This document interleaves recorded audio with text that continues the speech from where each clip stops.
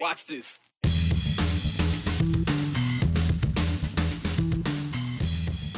More homes, fewer goods and services. That's the concern from neighbors in one fast-growing spot in Ada County. We'll explain the debate now facing county leaders. From Hollywood child stars to social media kids, a new push aims to protect young influencers, while lawmakers say the rules need to catch up. And with the crew aboard the Orion set to splash down in the Pacific Ocean in just about an hour, we're taking a look back at the last time humans made a lunar voyage. We are now just 1 week removed from the end of the 2026 legislative session, and it is still top of mind for a lot of Idahoans because of the new laws that will affect our healthcare, roads, schools, bathrooms, and more. On this week's Viewpoint, I talked to political expert Dr. Stephanie Witt about the big takeaways from this session, and we talked about the two main questions we got from you, the viewers. Yes, that's right. I read your messages, and some of you are mean. Find your manners. For the rest of you, your top two questions were about the big budget deficit and why lawmakers were not covering it by dipping into the billion-dollar-plus rainy day funds or eliminating the $50 million private school tax credit.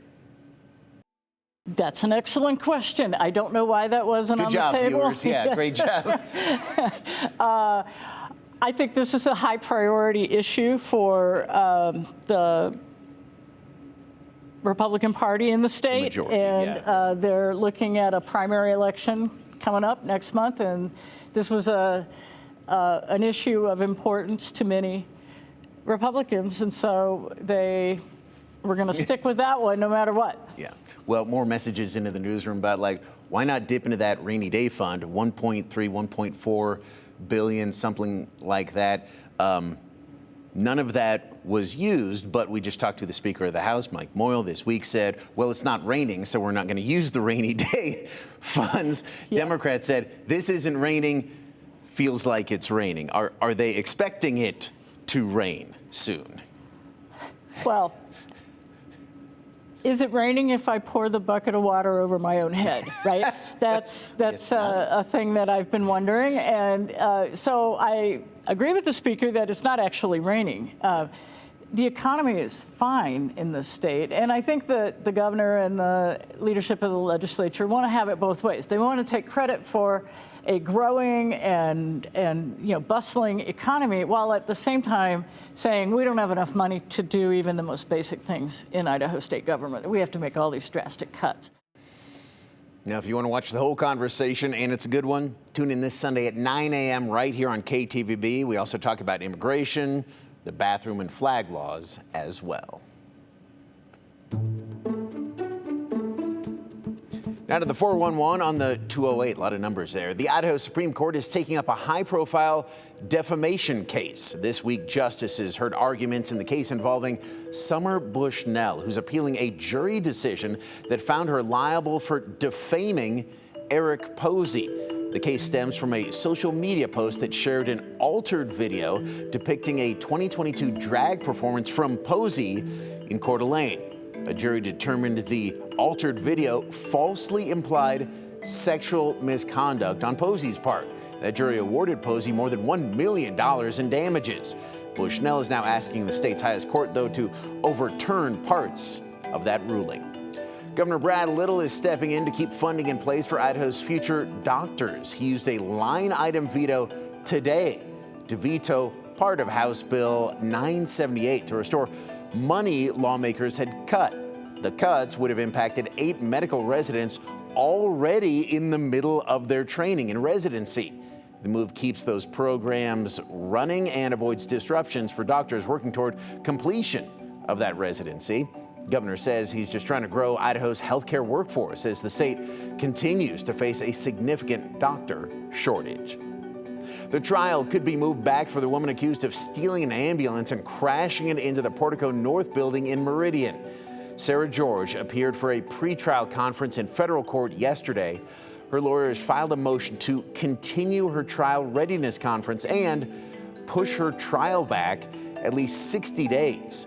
Right now, Georgia's jury trial is still scheduled to start April 20th. Court records show, though, the prosecution did not oppose the motion to push it back. We are still waiting, though, on a decision from the judge. George faces 2 federal charges, both related to malicious destruction of government property.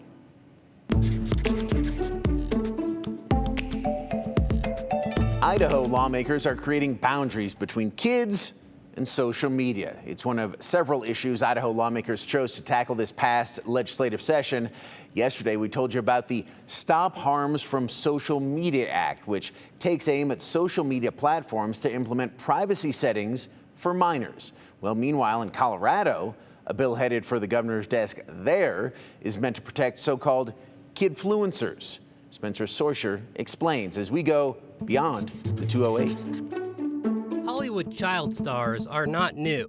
Think Shirley Temple, Macaulay Culkin. Born and raised in Denver, I love Denver. In Denver, we have one of our own in Hollywood, Madison Beatty. I was young Daisy in The Curious Case of Benjamin Button, so I played young Cate Blanchett opposite Brad Pitt. But child stars are not just in Hollywood anymore. Now we're in a more modern world with social media, which wasn't there when I was a kid. Call them kidfluencers, kids videoed by their content creator parents who post them on the internet, generating thousands of dollars in monetized content. Really what this bill is about is taking the laws that apply to child actors and adapting them for the digital age.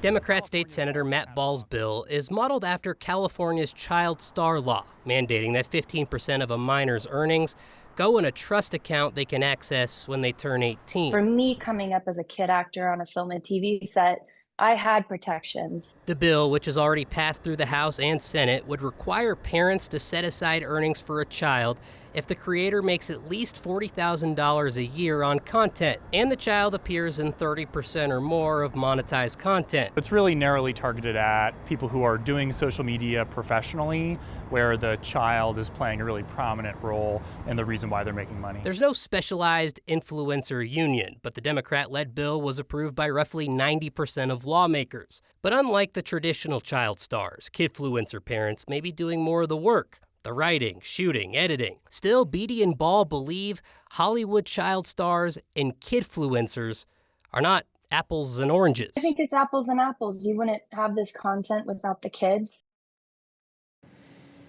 Now, the law is written in a way that would not apply to a creator or someone with a large following just posting a family photo or video. It's for someone who has this as a significant source of income when filing their taxes. Similar laws exist in other states.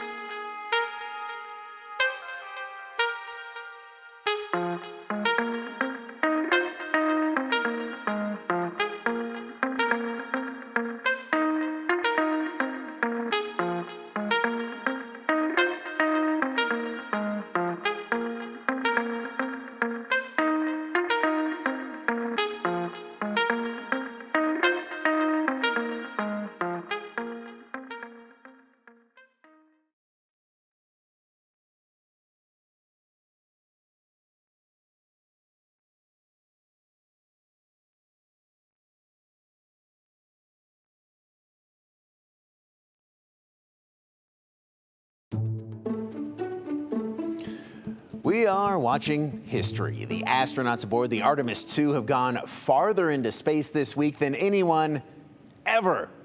Right now, the crew is preparing for its splashdown off the coast of San Diego. Earlier this week, NASA released new photos taken by the crew. Look at these.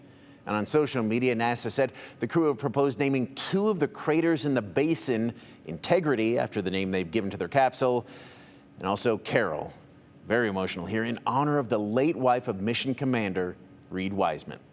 Very first time humans landed on the moon was back in 1969. One small step for man, one giant leap for mankind. Maybe you've heard of it. Also, if you believe the moon landing was faked, I'm currently selling oceanfront property in Arizona. Trust me.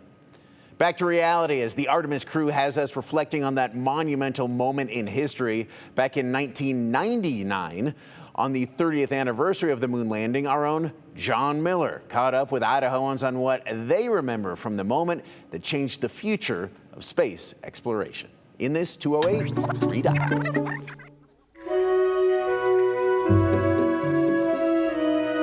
I was watching it on TV, sitting there with my family. At the time, I was a college I was sitting in a garage in my parents' house in Los Angeles. I was standing in the kitchen at 530 South 15th Street here in Boise, and we had a little black and white TV there. 30 years after it grabbed their hearts, it still grabs the headlines, and everyone, in their own way, tells the same story. It was a big event in our car that afternoon driving back on I-75. What do you remember thinking at the time? This is incredible.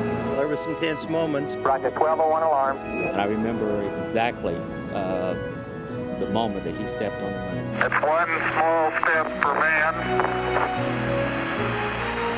one giant leap for mankind. It seemed impossible. And I remember the fact that we were in a race with the Russians. We got there, and they didn't. Kind of like, yes, because we beat them there. You know, I guess I was caught up in the whole thing as much as a 9-year-old could be. And it was an exciting moment in American history. Very exciting. But there was a man actually walking on the moon. When you saw him bouncing across the moon there, what did you think? I was kind of chuckling because I thought it was cute. You know, grown-ups playing kid. A 30-year-old image that opens our imaginations, leaving each of us to wonder. Maybe someday, huh? Yeah, I'd definitely consider going to the moon. Maybe a different planet that I can see another moon from. The farther out we go, I think the better. So there's hope for guys like him. Yeah. Maybe hang out on the moon someday, bud. You want to go to the moon? Yeah. Maybe someday, huh? I hope. John Miller, Idaho's News Channel 7. That little kid, probably an astronaut now. The Orion crew is expected to splash down in the Pacific Ocean off the coast of San Diego around 6:07 our time, so less than an hour away.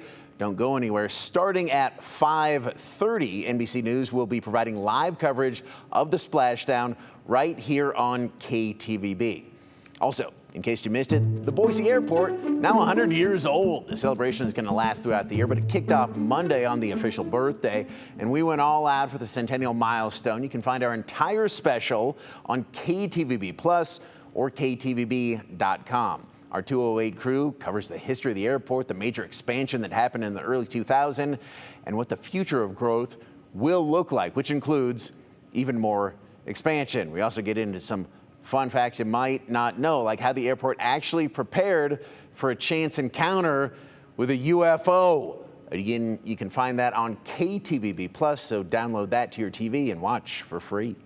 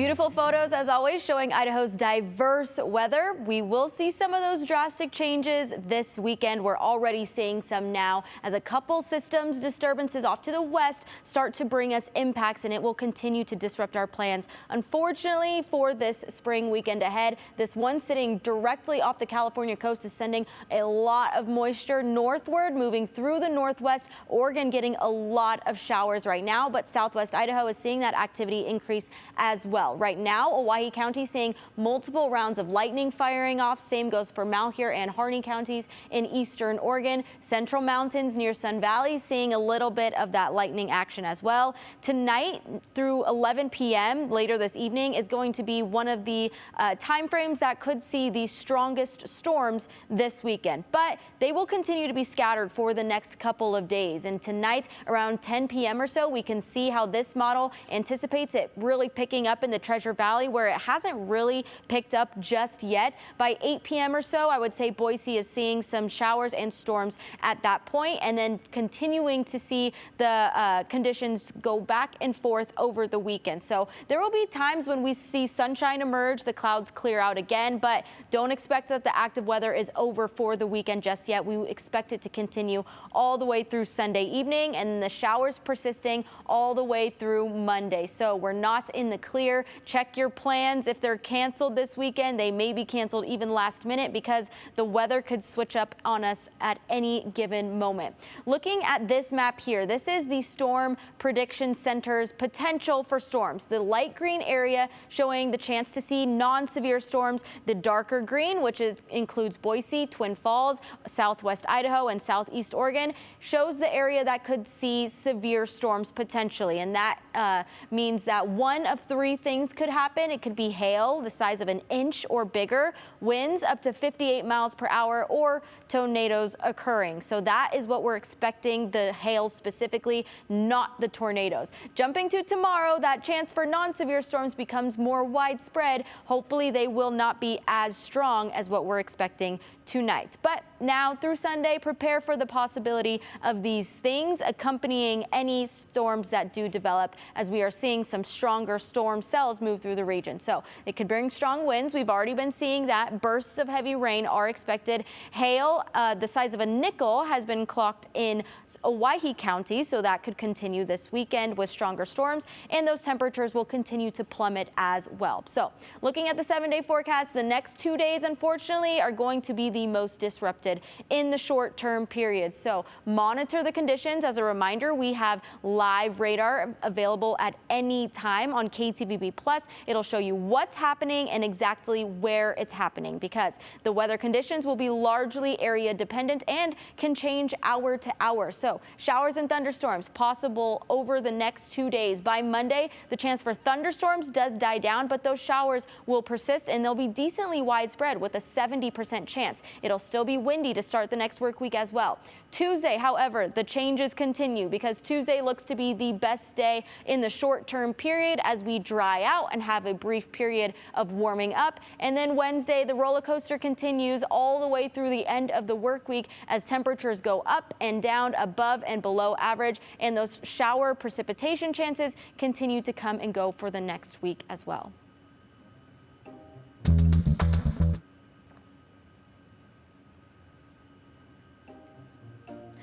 All right, we're going to switch gears and talk about some traffic now. Looking at I-84 Flying Y ACHD camera, traffic is clearing up a little bit after 5 p.m. That traffic does typically start a little earlier on Friday afternoon. So about a 10-mile stretch on I-84 westbound of that slower moving traffic, only moving at about 30 miles per hour in some areas, but not entirely stop and go. Eagle Road, Highway 2026 Chinden Boulevard may be your best route for heading west in the Treasure Valley.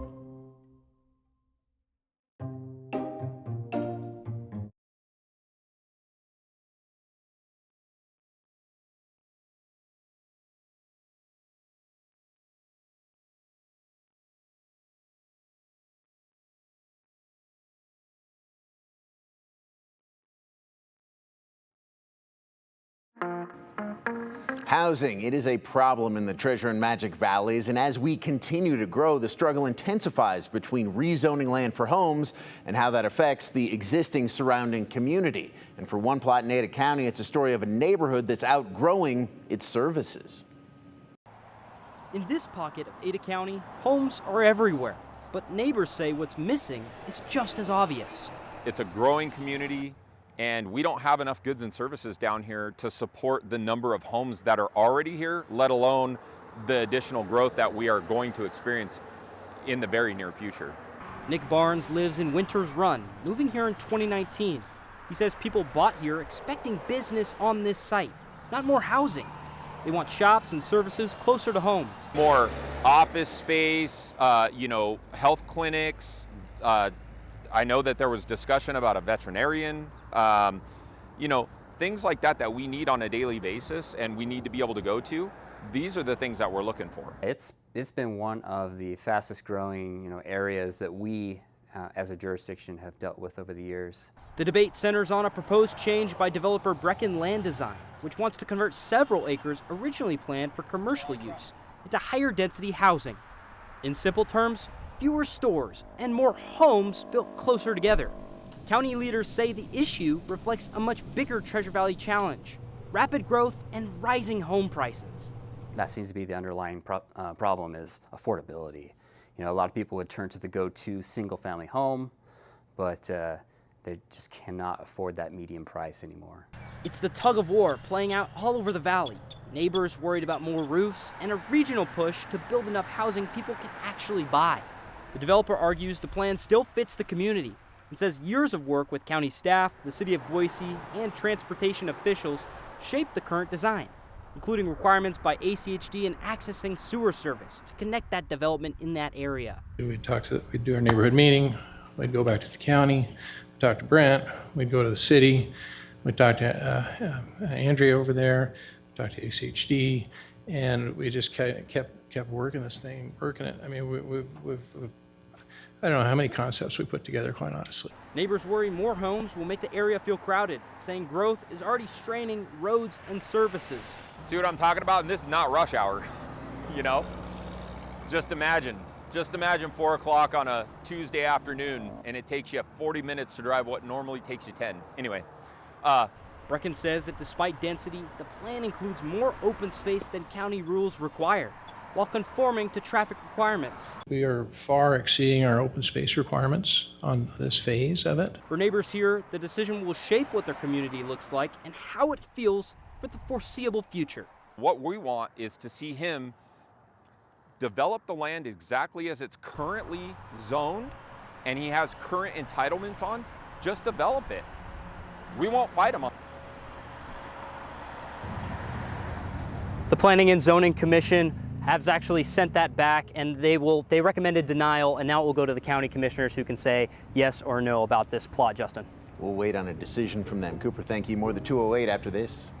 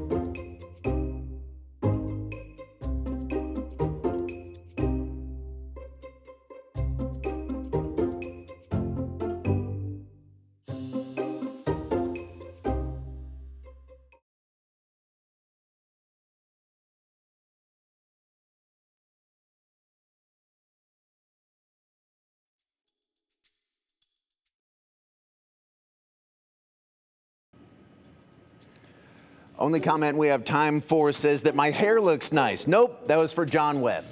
Never mind.